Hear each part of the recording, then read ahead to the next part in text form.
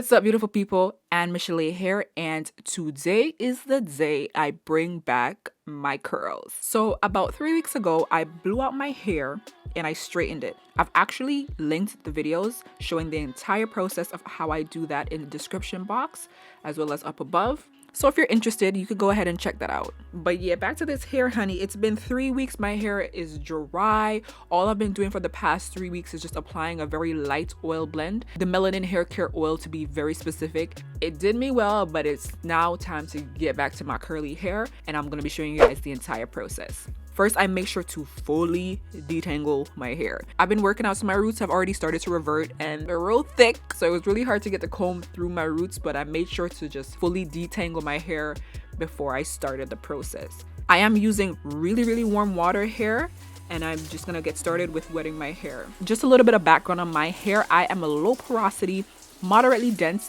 hair. My strands are very thick and they are coarse, very coarse. My curl type, I'm ranging from 3C to 4B, leaning more to like 4A, somewhere in there. I'm somewhere in there, somewhere on that spectrum.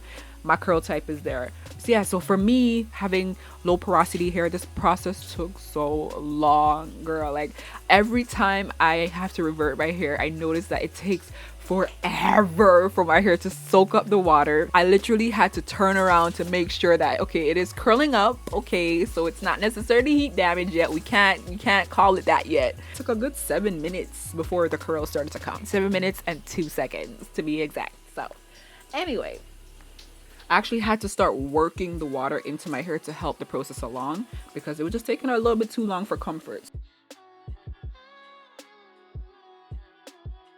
So this is my hair reverted. Yes, she's back. The curls are back. I'm happy. I feel like I'm in the safe zone again.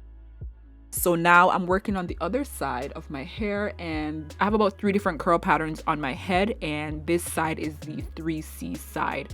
So I started with this side second because the curls are looser. If I had done this side first and it looked super loose, I'd have been like, dang, this is heat damage. But because I have the 4B, 4A side to compare it to, I know, okay, no, these are supposed to be this curl pattern. This is correct. This is right. This is okay.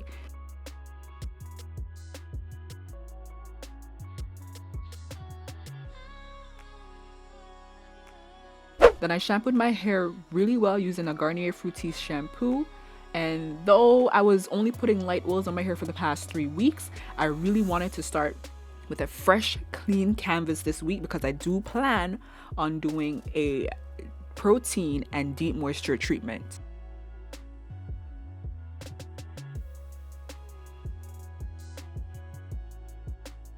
So for my protein treatment, I use the Shea Moisture Jamaican Black Castor Oil Strengthen and Restore Treatment Mask. I normally use this mask maybe every 2 months, sometimes even longer than that, because I don't really have protein issues. The thing is, this is also really moisturizing because it has the Jamaican Black Castor Oil in it, and my hair loves that heavy oil, even though I'm low porosity because I have thick, coarser strands with a lot of cuticle layers on there. So to soften my hair, I use heavier oils as well as penetrating oils. I found that some people, they stick to sealing oils and other people stick to penetrating oils, and through research and personal experience, I found that a balance of both is absolutely necessary, simply because there's something called hydro fatigue. I will go into details in another video, but that's the reason why I use both sealing oils and penetrating oils. After I applied the protein treatment, I slathered on my DIY oil blend. The amount that I actually use is equivalent to the amount that I would use doing an oil wash. This is actually an oil blend that is infused with multiple herbs. If you guys want, I can actually go ahead and film a separate video showing how I do that. Just drop a comment below letting me know that you're interested and if you want to see that. I use a ton of oil on my hair because my hair needs it, and I can clearly feel the difference in my hair texture, and you can also see that my curls are popping so much more now that I've added extra oil. Some people actually add their oils to their deep conditioner or their protein treatment before they put it on their hair. I like to add it after because I get to kind of grade how much oil I'm adding to my hair based on what my hair needs that day in the moment, you know what I mean? Because you can plan it out before and be like, yeah, I'm gonna put a 1/3 cup, but then you go in and you realize you didn't need that much or you needed more. So I like to add it in while I'm in the shower. And technically, you don't want to keep your oils or have your oils in a moist environment. That's why I transfer my oil into this small, tiny reusable bottle. And on my wash days, I use everything in that little bottle. I empty it out. The reason why you don't want to have your oils in a moist environment is because if water does get into your oils, they will grow bacteria and your oils will go rancid. Simple as that, because water and oil together is a breeding ground for bacteria. Then I detangle and twist up my hair and head to the studio. Now it's time to apply some heat. Yes.